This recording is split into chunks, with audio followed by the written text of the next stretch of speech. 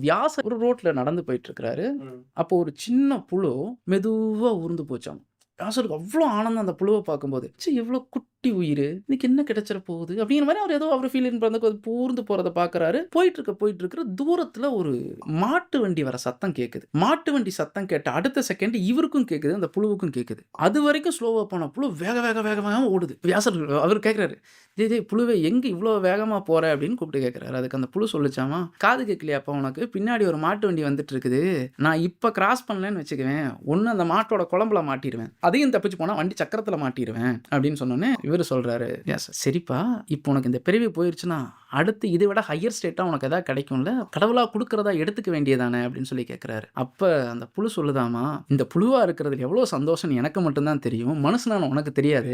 எனக்கு இந்த புழுவா இருக்கிறதே ஓகே தான்ட்டு அது போயிருச்சாம்."